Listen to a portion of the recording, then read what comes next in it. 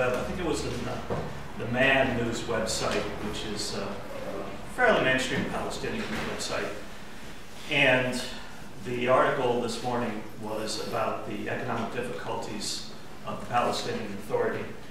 And there was some difference of opinion among the people that they quoted as to whether the difficulties are with the Palestine economy, quote unquote, or with the budget of the Palestinian Authority, which are, to a certain extent, two different things, and I won't get into this distinction here. But what struck me about the article is the farcical nature of saying that the Palestinian economy is in trouble, because there really is no Palestinian economy. That's the root of the problem. Don't get me wrong, people make things, people grow things when they're not being destroyed by Israel's caterpillars. People do things in terms of services or education or whatever. But an economy in the sense of a self-sustaining, self-contained entity, to the extent that any economy is self-sustaining and self-contained these days, but even in general terms, it just doesn't exist in Palestine. The labor force, for instance, was in 1947-48 simply kicked out. It's like trying to run a factory where all the regular workers have been kicked out and bring in scabs, and they're there for the next 65 years. And this article about the so-called Palestinian economy follows by a few days a report by the World Bank also about how the Palestinian economy was in trouble. And they cite very real reasons for that in terms of Israeli restrictions and blockages and harassment and jailings and murders. You can't run an economy with that kind of daily harassment. But even so, what struck me again about that article was the farcical nature of the claim that they could quantify how deeply the Palestinian economy is in trouble and what you might do about it. And as is typical of all World Bank reports, the recommendations were either reactionary or nonsensical. Now, you contrast this, one last example from Palestine. When Obama made his recent trip to the region, there were various kinds of protests planned and launched, some of them better than others. One of the sillier ones was a plan to hang banners hoping that Obama would see them saying, "Mr. President, we need 3G," because the Zionists have forbidden the Palestinians from accessing so ignorant of the technology, I don't even know if I should say hardware or software, both, but you can't get 3G in the occupied territories.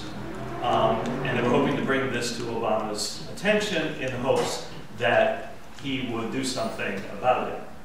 Now, that's all well and good. You know, I mean, everybody should have 3G or 4G or whatever. And it really does say something about the discriminatory nature, the repressive nature of Israel's control over the Palestinian economy, that they can't even get 3G. But to make that the centerpiece of your complaint to Obama, again, it's farcical. It gets to, in my opinion, the problem with the Palestinian Authority and their political followers in trying to carve out this tiny little Bantustan of a state which would have a tiny little Bantustan of an economy.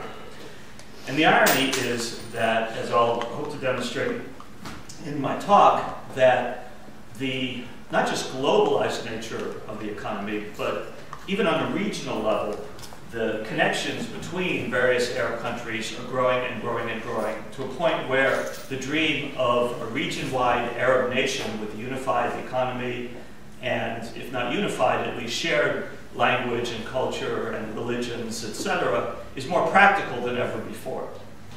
Okay, so you contrast all of these silly things being said about the so-called Palestinian economy with Israel's economy. During Obama's speech to the assembled Jewish university students, with a couple token Palestinians thrown in for appearance's sake, and one of them gave Obama more of an appearance than was expected. How many of you heard about the so-called heckler who interrupted Obama's speech? He did a great job. He really said some good things. And the amazing thing was that the Times actually covered it the next day. But one of the things that Obama stressed in his speech was the high-tech nature of Israel's economy and all the high-tech R&D that they do, and how good that was for everybody concerned. And the next day there was an example in the Daily News, the New York Daily News. They had a photo of this woman, and I've lost the clipping, I forget exactly where she suffers from, but some very rare, horrible, disabling disease, and there's this piece of equipment developed by an Israeli institute and company, which costs tens of thousands of dollars, and it lets her walk. Without it, she couldn't walk, period. And I'm thinking, well, you know, bravo for her, bravo for the company that developed it. But what does it say when you have people here not only screaming for 3G, but just screaming to be able to get to work without waiting for 5 hours at a checkpoint? And over here, you've got an R&D apparatus, which is developing these incredibly high-tech, incredibly expensive pieces of apparatus that will benefit a tiny number of people. And in that sense, the Israeli economy is it is symptomatic of the way our economy is going in terms of the high tech versus, you know, fuck everybody else. But also of the nature of the relationship between Israel and Palestine and the region as a whole and the global economy as a whole. So you have Obama praising Israel's high-tech economy, and obviously all the Zionist politicians are doing the same and saying this is why you should support us. We're not only the only democracy, quote-unquote, in the Middle East, but we're the only high-tech economy. Fortunately, not everybody's buying the bull, and in New York City, there's a campaign against Cornell Technion, which is an alliance of Cornell University and Israel's Technion University, which is more or less their MIT. If you want to do high-tech research and development, and you want to market the results to corporations, Technion is the place to be. Now they have a school open, they have a campus open in New York City, and we're trying to get it shut down. Okay, so all of that was just by way excuse me, of trying to lay out some of the contradictions that are most visible and apparent. But what I hope to do in the rest of my talk, and I know I won't get through all of it, but at some point it'll be in the newspaper, what I hope to do is to lay out some of the other economic trends, including historically. In the current issue of Socialist Action, I have an article that looks at the various political forces in Egypt and Tunisia and Palestine, and I say some brief words about the social forces, the social classes behind them. And just as a refresher, the rough schema is that you have in both Tunisia and Egypt, on the one hand, a ruling party which is Islamist, and there's a dozen different kinds, at least, of Islamist politics, but leaving that aside, the Tunisian and Egyptian ruling parties are both Islamist. You have a liberal secular opposition. You also have a radical opposition, which is predominantly, but not exclusively, secular. And you have what some people call the deep state. That is, you have the army and other parts of the state left over from the original post-colonial state that was forged. And the main point I make about these political forces in the article is that, except for the radical opposition, they're all based in one or another wing of the bourgeoisie. The radical opposition being based more on workers and peasants and the youth.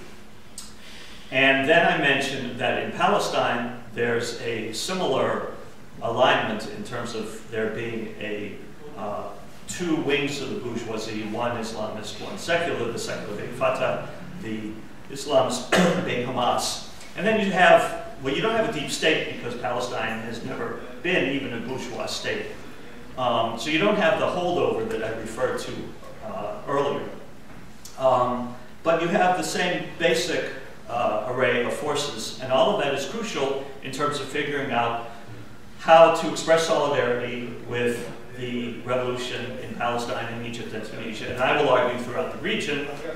And if you're on the ground in the region, it's important in terms of assessing what you actually do on a day-to-day basis. For instance, there have been threats by the liberal opposition in Egypt to call the military back, to ask the military to step in and take over from the Islamist ruling party because of their repression. Now, we obviously don't think that a bourgeois army is going to do anybody any favors, but to be able to explain that to the literally millions of workers and peasants and youth that are on the move in Egypt, you have to understand these social class forces. And there are some folks in the region who understand that every bit as well as we do. We have some differences with them on various things, but basically we're on the same path. Okay, so turning to the region as a whole, I want to begin by reading some excerpts from what I think is an excellent book by Joel Biden called Workers and Peasants in the Modern Middle East. And I'll send out the reference by email afterwards. Now, Biden is not a revolutionary. I would say he's probably a left social democrat. I actually was fortunate enough to see him in a screaming match with Alex Kalinikos at a conference. And you can imagine what that was like. He was right. He was wrong. Kalinikos was right on that one particular occasion in terms of whether or not you need a revolutionary party in Egypt. We'll leave aside all the other things Kalinikos is wrong on. But Biden and his colleague, I forget his first name, Lockerman, have written incredible stuff over the decades about Egyptian working class in particular and the Arab working classes in general. And one thing he does in this book that's very nice is to periodize the evolution of the Arab economies and look at what that's meant for changing social class relations. For time's sake, I won't get into the colonial period. I'm going to jump right into the decades, the early part of the 20th century, when the various forces in the Arab world were trying to break from colonialism. And he does a good job of explaining which classes were trying to break from colonialism and how and why, and which ones didn't or couldn't or wouldn't. So for instance, he gets into, in a section called Islamic Revivalism, Peasant Revolt, and Palestinian Nationalism, he looks at the opposition to British colonialism in Palestine in the 20s and 30s and the various class forces arrayed, which include landlords and the peasants on their land, a growing but still fairly small urban working class, various middle class elements, and a growing but still very small bourgeoisie. And in 1936 to 1939, there's a mass revolt, the Great Revolt, sometimes called the Arab Revolt of 1936-39. And there's a very good pamphlet online by Ghassan Kanafani, who was a literary figure and a journalist for the PFLP and was murdered by the Zionists. But he has a pamphlet on the revolt of 36-39, which goes through exactly this question of what were the class forces and why were the landlords and the other dignitaries able to take control of the revolt and sell out the revolt, and why it failed. One reason being the still small size and the political immaturity of the Palestinian working class, and we have to add the traitorous role of the Stalinist Communist Party in that revolt. I mean, even the CP there was so small as to be, well, we'll leave that for another day. But I would encourage you to look at the Kanafani pamphlet, and again, I'll send out the link on the email list or Facebook or above. So then Biden moves into the immediate post-colonial period. In the late 40s and early 50s, the various countries in the region, except for Palestine, kick out their colonial masters. And the working class is still not big enough, except in Egypt, or politically mature enough, and here we include Egypt, to be the leading force politically in getting rid of the colonial powers. And this is a running theme in Biden's book. For time's sake, I'll have to skip over the concrete examples.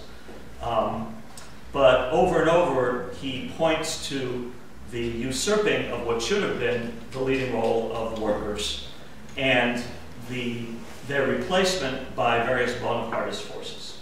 So you have, for instance, the free army officers in Egypt, various other military groups in other countries in the region, and the working class and the peasants are a big enough force in the post-colonial revolt, or the anti-colonial revolt, that these middle-class forces, the army officers or other formations in other countries in the region, they have to pay lip service to the interests of the working class and peasants. But they do it in the name of or for the working class and the peasantry. And they do it in a corporatist manner, in a very restrictive legal way. That is, they say to the workers and peasants, okay, we got rid of England or France or whoever the colonial master was, pretty much one of the two, in every place in the region I can think of.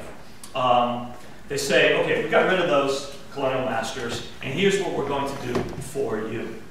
And there was some struggle against that kind of paternalistic corporatism in these countries. But again, and here it's increasingly less a question of the size of the working class and increasingly more a question of the political leadership of the working class, because the communist parties are coming more to the forefront, taking advantage of the movement in the street, taking advantage of the progressive rhetoric of the free army officers and their equivalents in other countries. But thanks to the Stalinist politics of the only really size of the working class parties in the region, the communist parties, the Nassers and the other middle class forces get to stay as the ruling power and to erect a very detailed and broad paternalistic and corporatist structure. And there's some really damning quotes in here about how the Stalinists acquiesced in that vote. I'll leave it aside.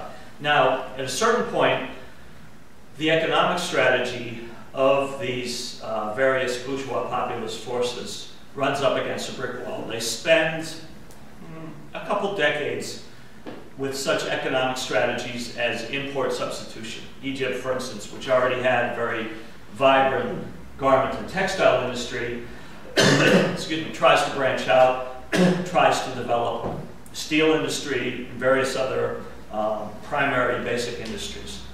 And as with similar regimes elsewhere in the world, in this period of the 50s and 60s, some advances are made. But it's hamstrung, one, by the global market, and two, by the desires of the ruling classes. They obviously don't want Egypt to have an independent steel industry, or Tunisia to have an independent phosphate extractive industry. They want to dominate the economies of that region.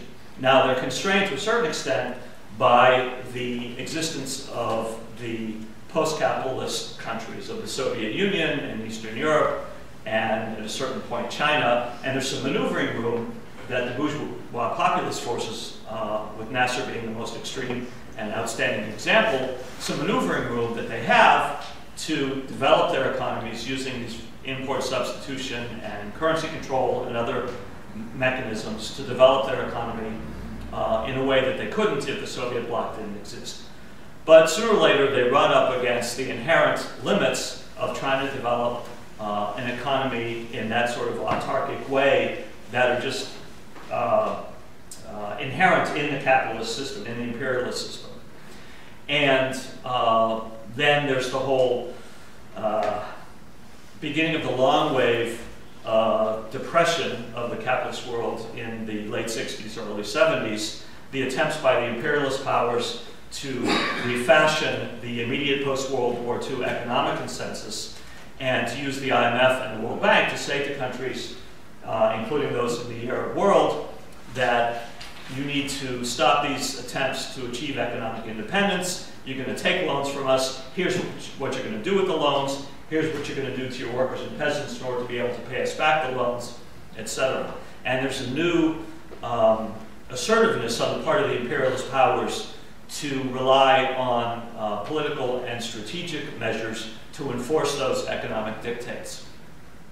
Well, that combined with various conjunctural developments leads to the demise of Nasser and Nasserism and similar bourgeois populist forces in the Arab world, and the ascendancy of forces like Sadat in Egypt and similar pro-bourgeois forces which have dropped the populist veneer. I mean, you still find the rhetoric in the newspaper, but nobody takes it seriously, not even Sadat and his colleagues themselves. Now, I have to mention, before I forget it, before I move on, that there's a couple important exceptions to the picture that I've been painting. And here I'm thinking of Algeria and South Yemen.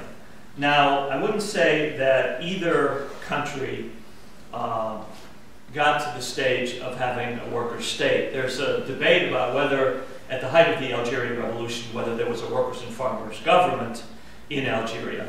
And if you're not familiar with the distinction between a workers' and farmers' government and a workers' state, soon you're going to learn more than you ever wanted to know, if that's possible, about these concepts, because we're doing some collective study, hopefully nationally, on this using a book edited by John Riddell called Toward the United Front, about the Comintern Congress that discussed these concepts. But for today's purposes, what matters is that there was a debate about whether the Algerian Revolution had proceeded to a point that you could call it a workers' and farmers' government. That is, even though the FLN and related forces in the Algerian Revolution were petty bourgeois in origin, whether they had gone far enough down the road toward proletarian politics, as Castro had in Cuba, to be able to label the government as one representing workers and farmers.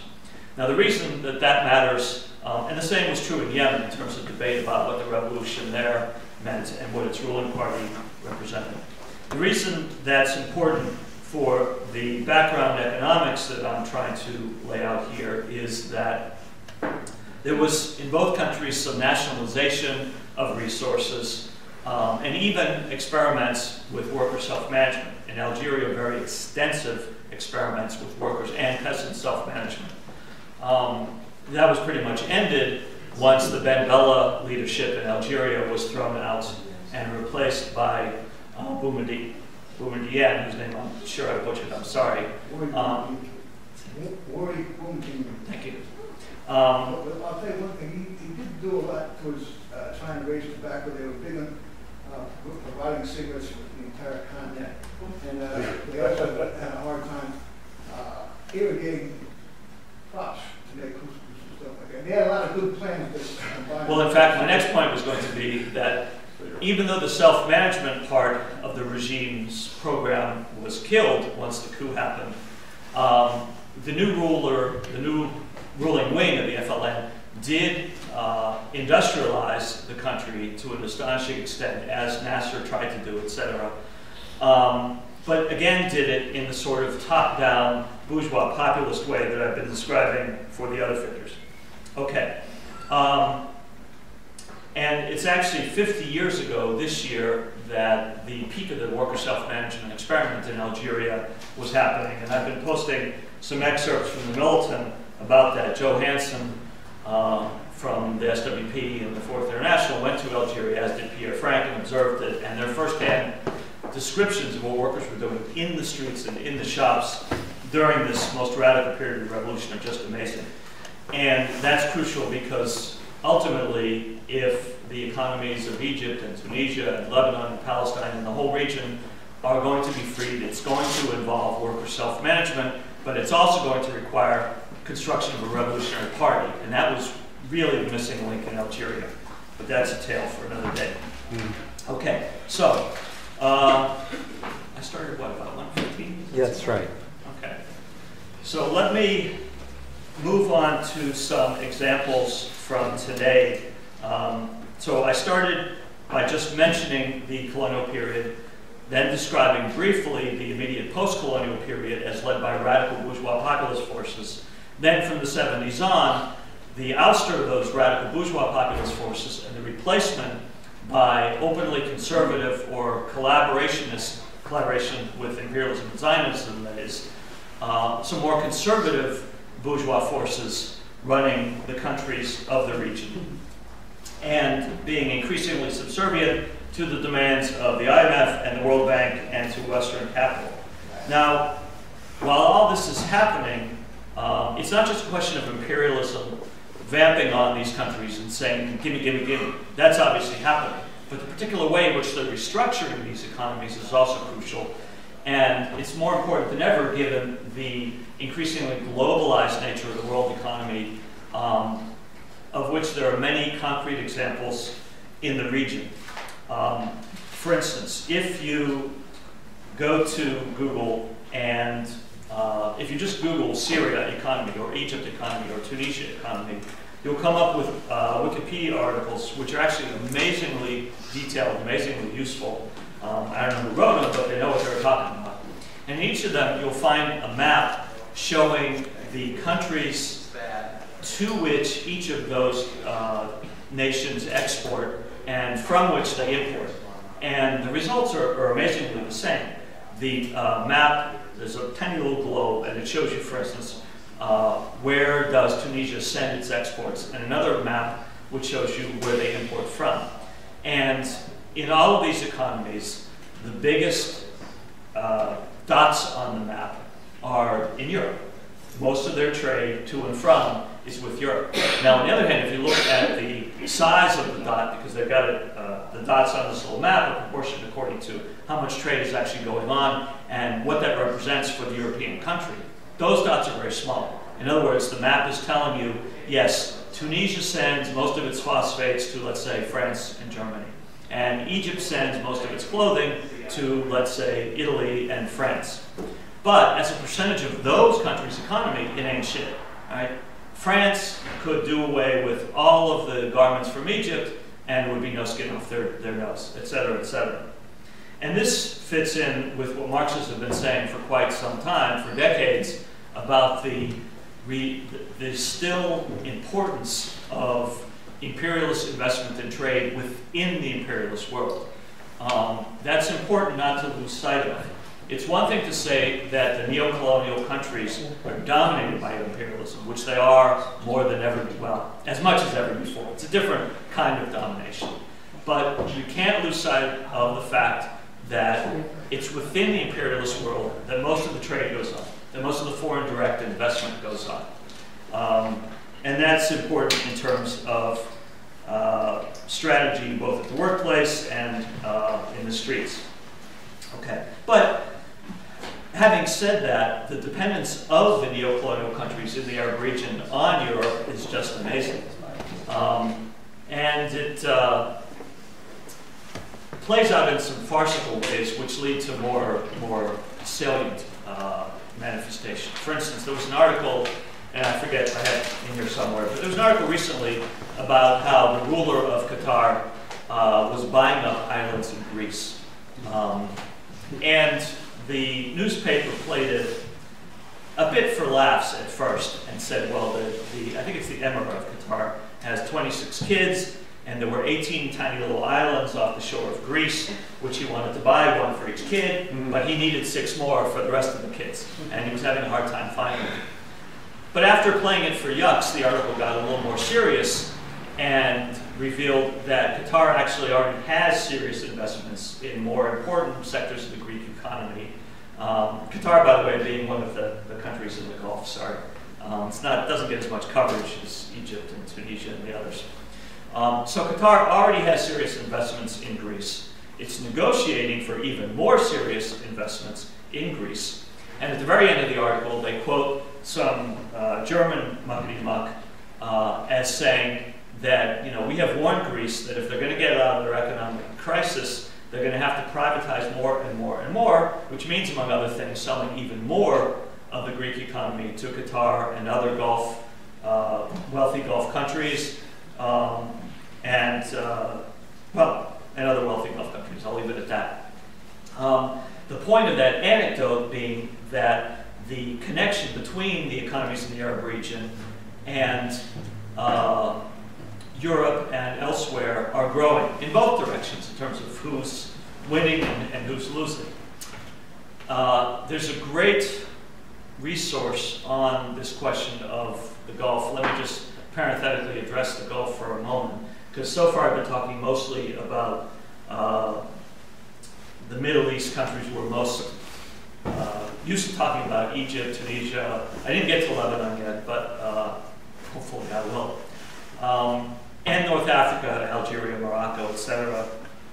And the Gulf doesn't get quite as much attention, but it needs to. Adam Hania, who is now, I believe, in the UK, he was in Canada for a while, has written an amazing book on Gulf capital.